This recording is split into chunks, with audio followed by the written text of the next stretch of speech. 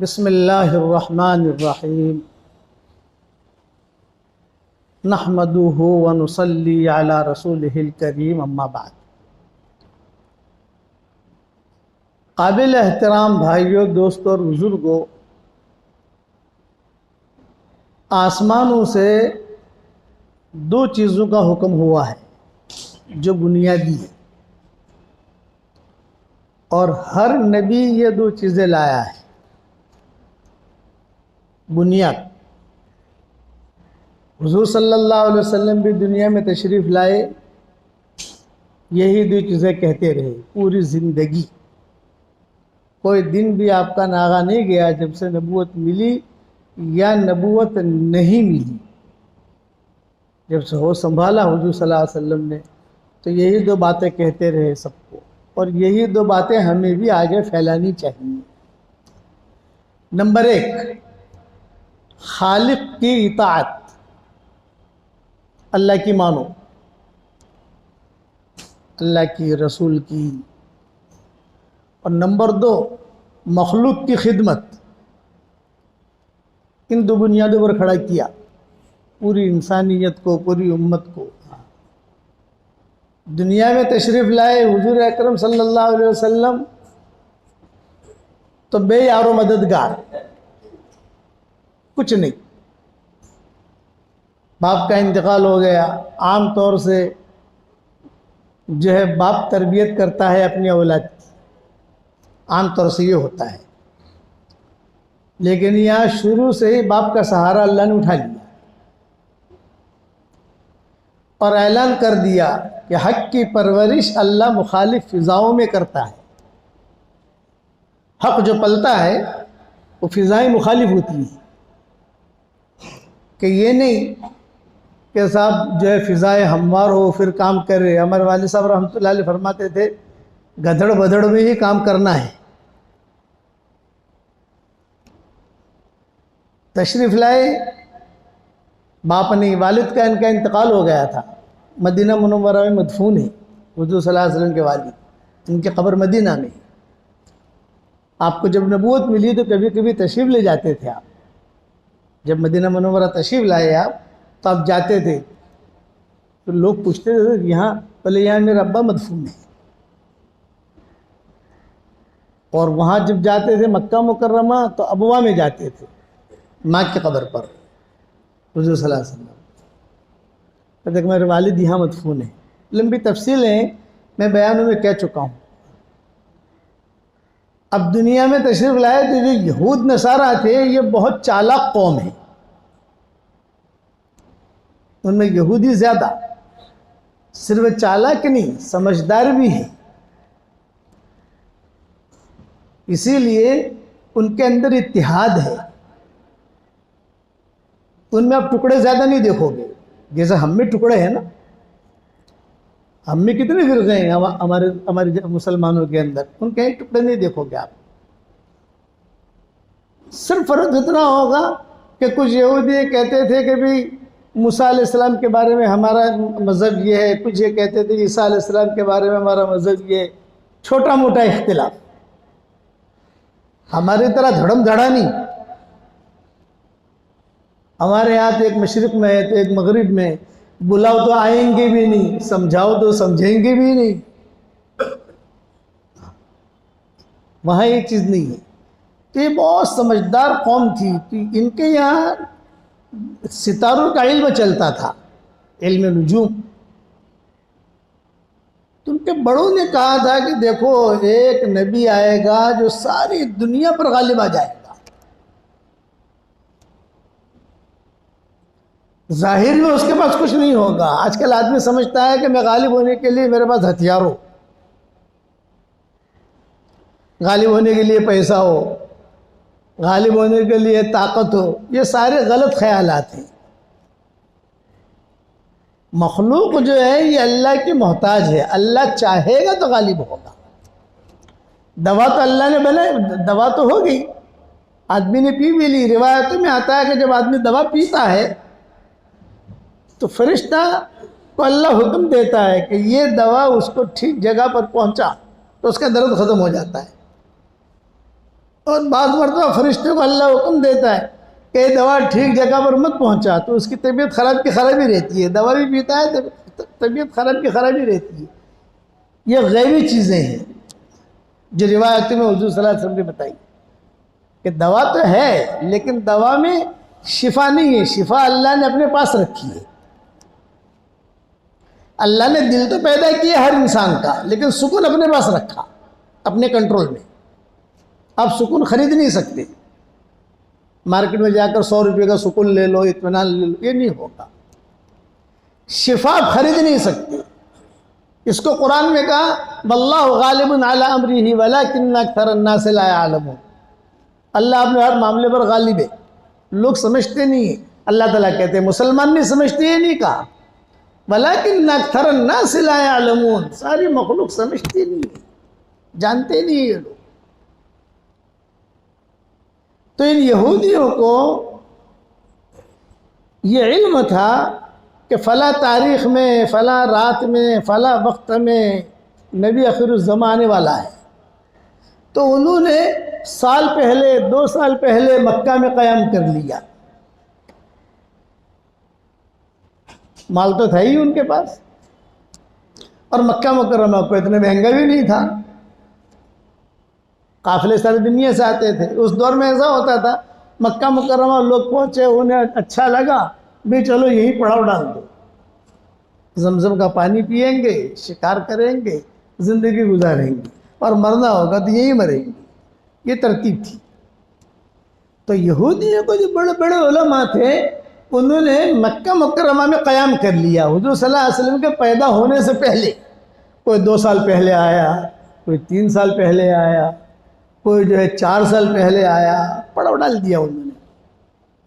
उस वक्त में इतना जोर नहीं था कि भाई ये मुशरिक है, ये काफिर है, ये यहूदी है, ये भाई इतना था कि भाई ये मजहब भी है। लेकिन चूंकि यहूद अहले किताब थे, उनके पास तौरात, इंजील, ये किताबें आई थी, तो लोगों में मारूफ था कि ये सलीक़े वाले हैं, आसमानों से इन्हें अहकामात आए हैं।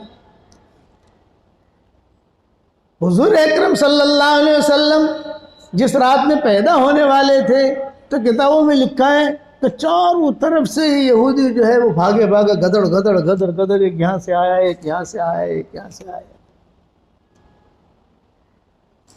तवाफ करना शुरू कर दिया। तवाफ करना। उनमें एक बहुत बड़ा आदमी था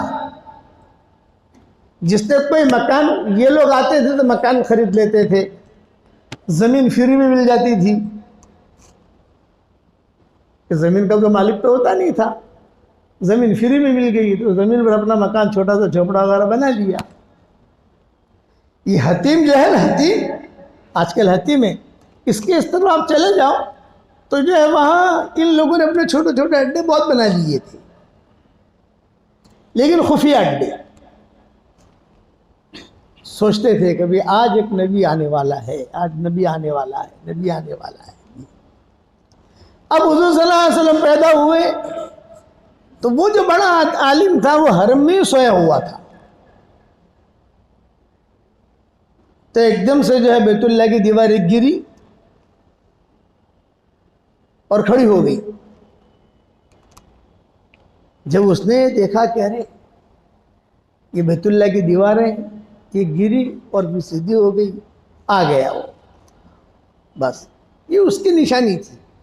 वो यहूदियों ने सब जगह तक जाकर कह दिया कि देख भाई, आज रात को मैंने यहाँ ये देखा है, बैतुल्लाह की दीवारें गिरी और खड़ी हो गई। और बहुत पुराना यहाँ ईरान में इनका मजूसियों के यहाँ जो है वो आग जल रही थी, वो कंकरे जो है वो गिरे और आग बुझ गई। आग का बुझ जाना बहुत बड़ी चीज़ है उनके यहाँ, ईरानियों के यहाँ। सालों पुरानी रिवायतें थी उनकी।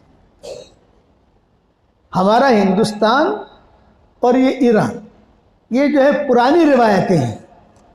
यानी हिंदुस्तान तो इतना पुराना है, बम्बई की बात नहीं कर रहा, बम्बई तो नया बच्चा है,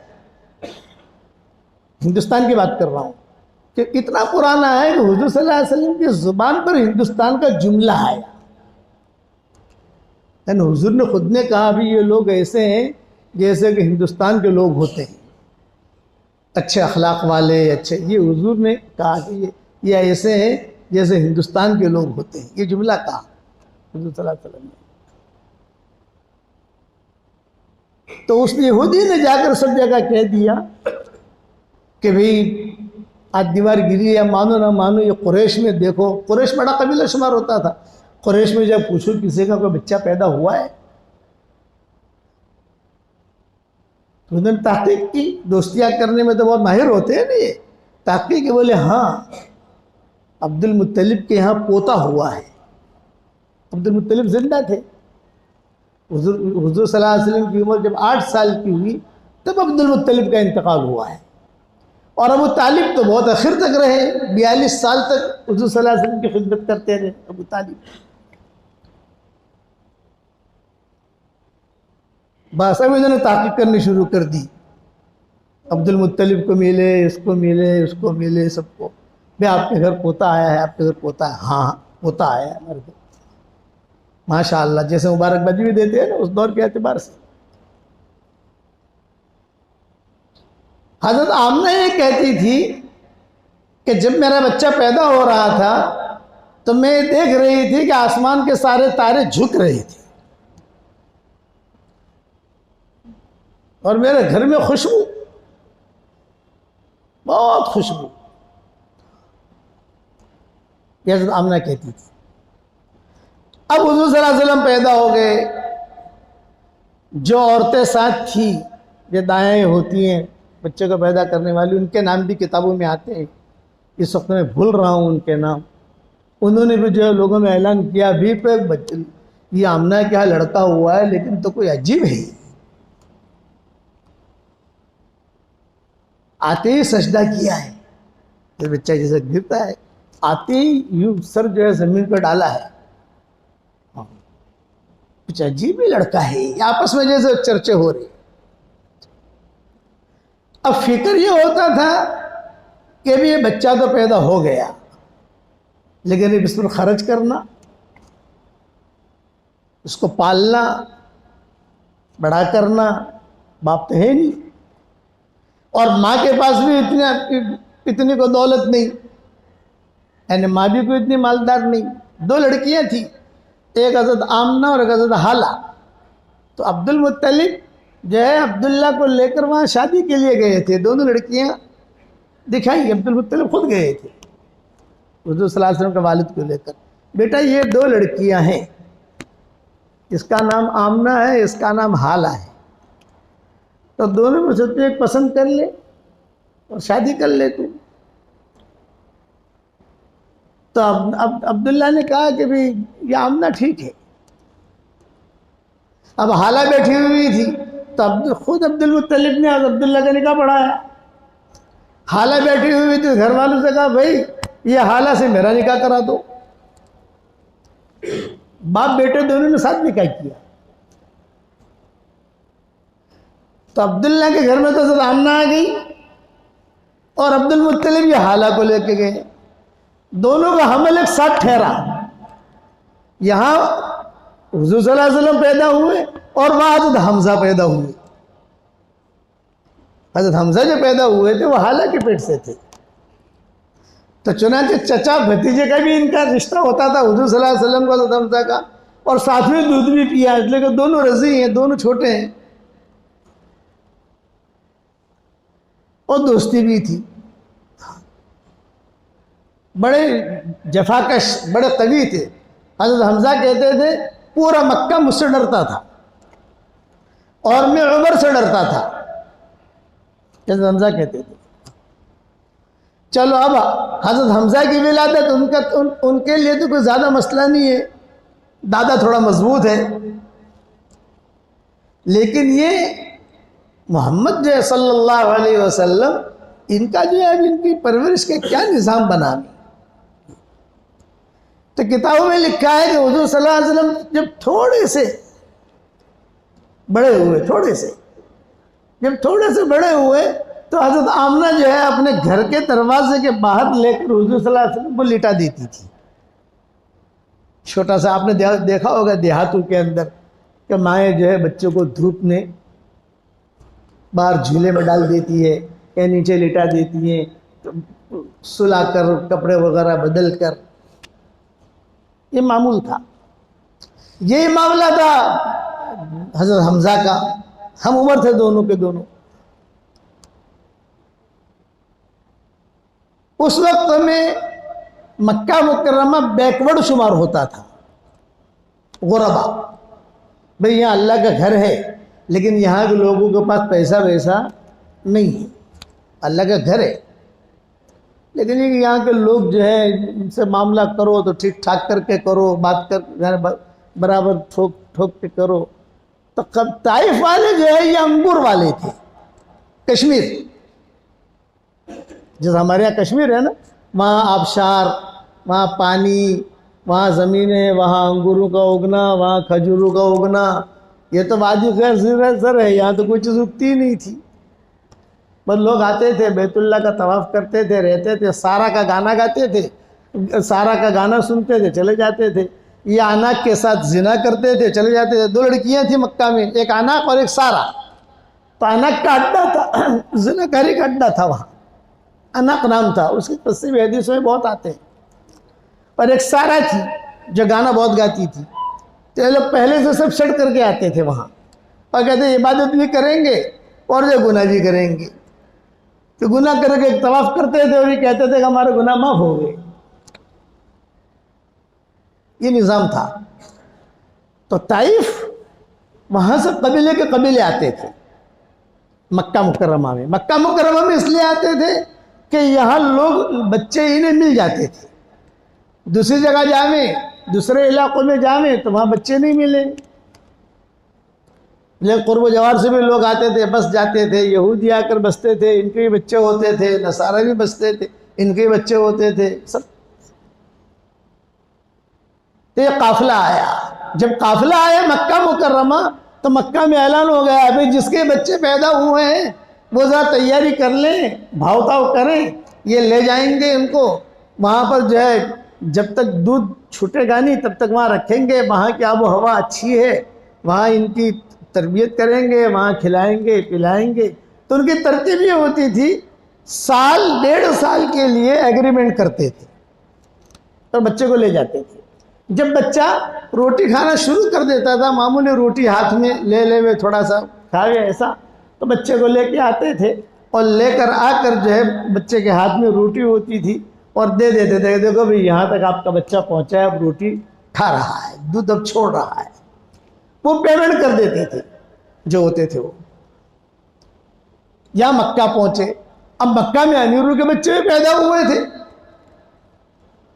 गरीबों के बच्चे भी पैदा हुए थे, हुजूर सल्लल्लाहु अलैहि वसल्लम भी पैदा हुए थे।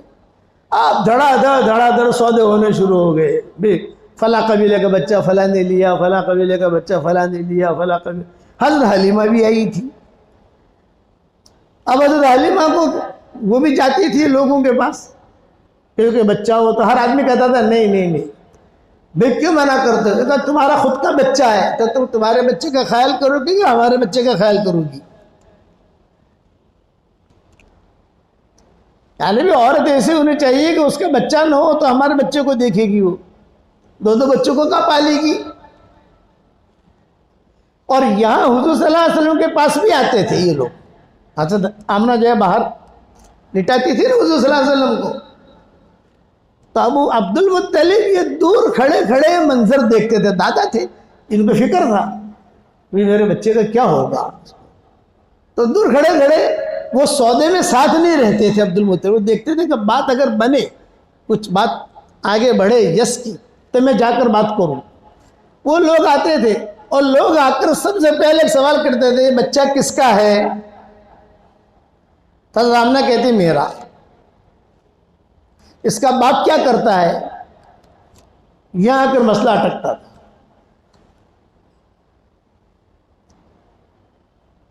तजदामना जो उनकी आंखों में आंसू आ जाते और कहते भी इसके बाप का तो इंतकाल हो गया है। नहीं फिर तो हम नहीं लेते,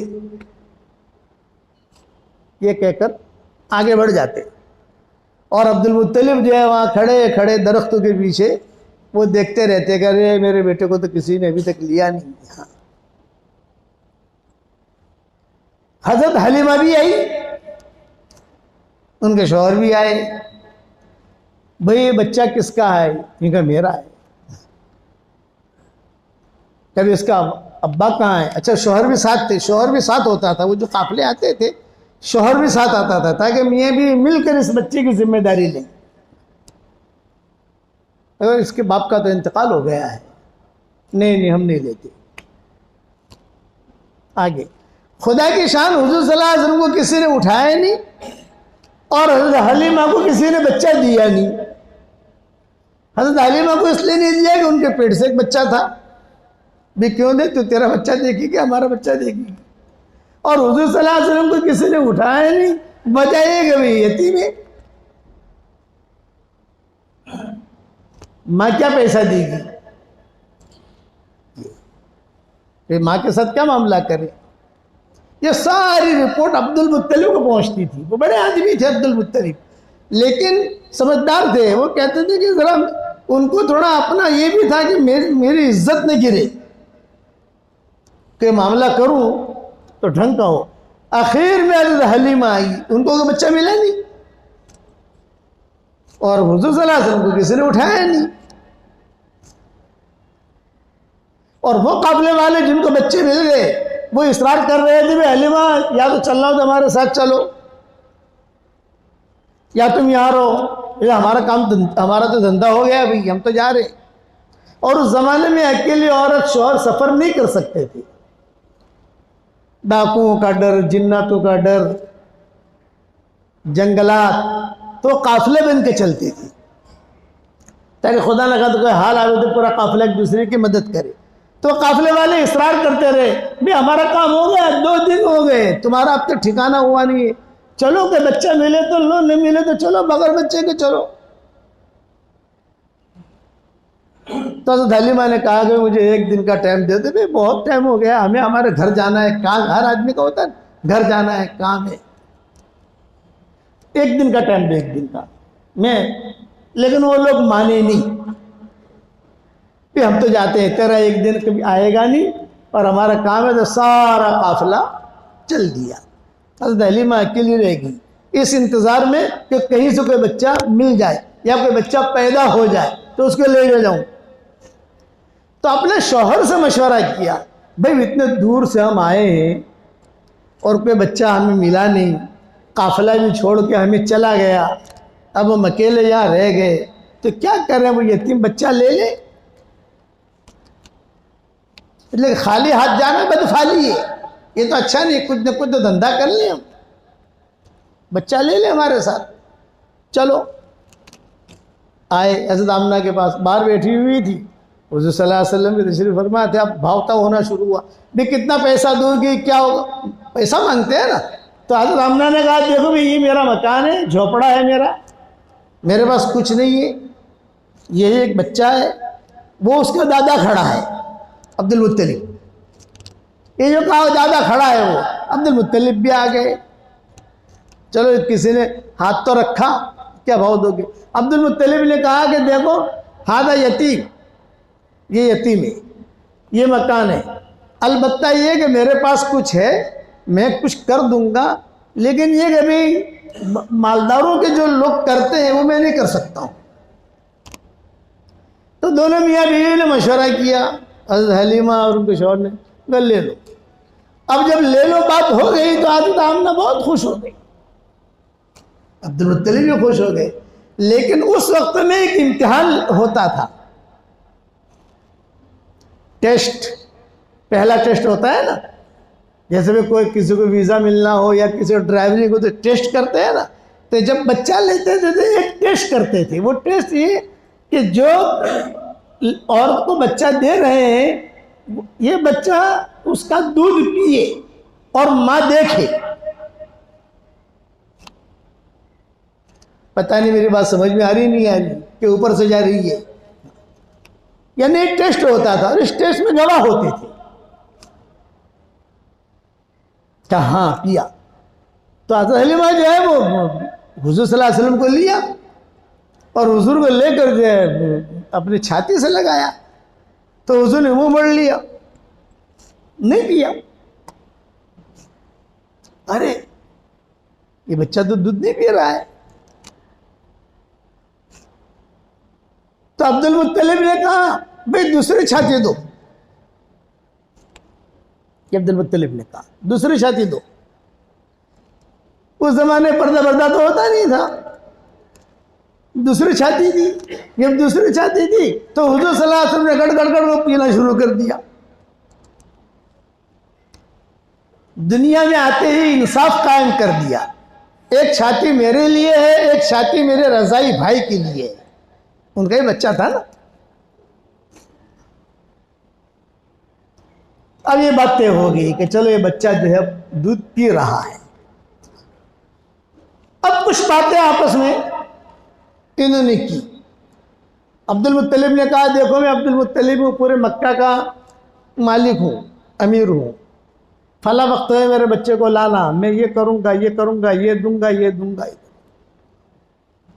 हुजूर सल्लल्लाहु अलैहि वसल्लम को लेकर बैठी उठनी के ऊपर। उठनी बहुत कमज़ोर थी। उठनी के थनों में दूध नहीं था। वो थन जो है वो दूध से भर गई। अरे उठनी ताज़ा हो गई। अरे बरकती बच्चा है। दूध दोया उनके शौहर ने खुद भी पिया, आमना को भी पिलाया, अब्दुल मुत्तलिब को भी पिलाया, अब ये बच्चे को भी पिलाया। और यह काफिला रवाना हुआ। किताबों में लिखा है कि जब काफिला रवाना हुआ तो आमना जो है खड़ी खड़ी रो रही थी, मेरा यतीम बच्चा है जा रहा है। जब तक वो उठनी दिखाई देने लगी, खड़ी खड़ी देख रही थी। अब वो उठनी ऐसे तेज चली, वो तो सब छोड़ के चले गए थे ना काफिला। वो ऐसे तेज चली कि उनसे पहले ये लोग ताइफ पहुंच गए। और रास्ते में अजीब व गरीब किस्से हुए। अब लंबी तफसील का वक्त नहीं है, बस मैं कहता हूं कि जितना हो सके, तफसील बहुत है इसकी, मैं बयान में कह चुका हूं, बाद में कभी अल्लाह तौफीक देगा तो बयान करेंगे इंशाअल्लाह। मैं कहता हूं कि भाई दो चीज़ें मजबूती से पकड़ लो, खालिक की इबादत और मखलूक की खिदमत। कितने बजे हैं, कितने मिनट बाकी है? 1 मिनट बाकी है। चलो बाकी तफसील बाद में पूरी करेंगे इंशाअल्लाह, अल्लाह जब तौफीक देगा इंशाअल्लाह।